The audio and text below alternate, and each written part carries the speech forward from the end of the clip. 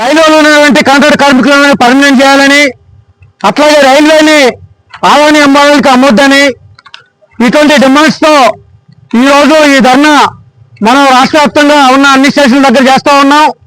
ఈరోజు సిఐటి ఆధ్వర్యంలో రైలు నిలయం దగ్గర ఒక ధర్నా జరుగుతూ ఉంది. అట్లాగే ఇప్పుడు దాంట్లో భాగంగానే ఇక్కడ కూడా ఈరోజు ఈ ధర్నా చేస్తూ ఉన్నాం. సోదరులు మీ అందరూ తెలుసు, ఇప్పటికే మోడీ గారు అధికారంలోకి వచ్చి 11 సంవత్సరాలు దాటింది. ఈ 11 సంవత్సరాల కాలంలో అనేక ప్రజా కార్మిక వ్యతిరేక విధానాలని మోడీ గారు అమల్లో తీసుకొస్తా ఉన్నారు.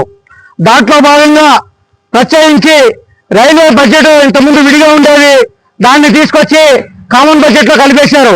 దీనివల్ల రైల్వేకి సంబంధించిన సంక్షేమం ఏదైతే ఉందో స్పెషల్ ఫోకస్ పెట్టడానికి అవకాశం లేకుండా దీన్ని జనరల్ బడ్జెట్ లో కలపడం వలన ఆ రకంగా రైల్వేకి అన్యాయం జరిగింది.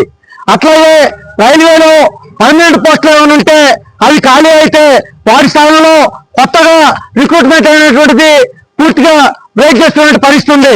కొన్ని సెక్టర్స్ వరకే పర్మనెంట్ పోస్టులు ఇస్తున్నారు.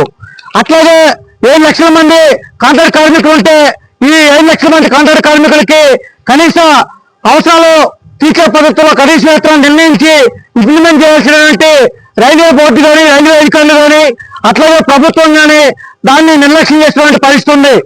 అందుకని ఈరోజు సిఐటిగా ఈ రైల్వేని ప్రైవేటీకరణ చేయొద్దని చెప్పని, అట్లాగే రైల్వేలో ఉన్నటువంటి ఈ కాంట్రాక్ట్ కార్మికులు పర్మనెంట్ చేయాలని, అట్లాగే పర్మనెంట్ కార్మికులు ఎవరైతే రిటైర్ అవుతా ఉన్నారో వారి స్థానంలో కొత్త రిక్రూట్మెంట్ చేయాలని చెప్పని, అట్లాగే రైల్వే బడ్జెట్ ని సపరేట్ చేయాలని చెప్పని, దీని సంక్షేమానికి సంబంధించి ప్రత్యేకమైనటువంటి బడ్జెట్ కేంద్రీకరించి చేయాలని చెప్పని ఇట్లా కొన్ని డిమాండ్స్ ఈ రోజు మనం ఈ రకంగా ధర్నా చేయడం జరుగుతూ ఉంది.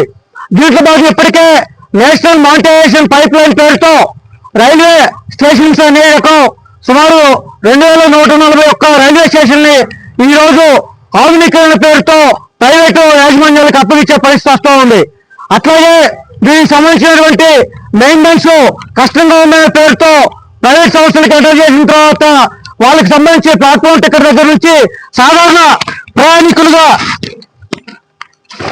పెంచే పద్ధతిలో నిర్ణయం తీసుకుంటే దానికి సపోర్ట్ చేసే పద్ధతిలో ప్రభుత్వం కూడా ఈరోజు పూనుకుంటూ ఉంది. అందుకని ఇది రైల్వే ప్రైవేటీకరణ కేవలం వాళ్ళ ఎంప్లాయీస్ కి సంబంధించిన అవసరమే కాదు, ఇది మొత్తం కేవలం జాతీయ స్థాయిలో ఉన్నటువంటి ప్రజలకు సంబంధించిన సమస్య.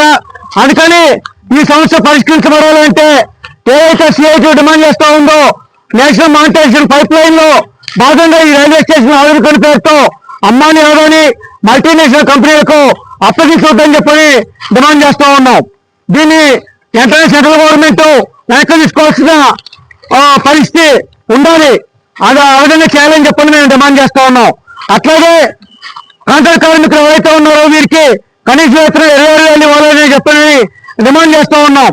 అట్లా వాళ్ళకి సంబంధించినటువంటి పిఎఫ్ చేస్తే ఇటువంటి సౌకర్యాలన్నీ అమలు చేయాలని చెప్పని పక్కాగా అమలు చేసే పద్ధతుల్లో అధికారులు చర్యలు తీసుకోవాలని చెప్పని డిమాండ్ చేస్తూ ఉన్నాం.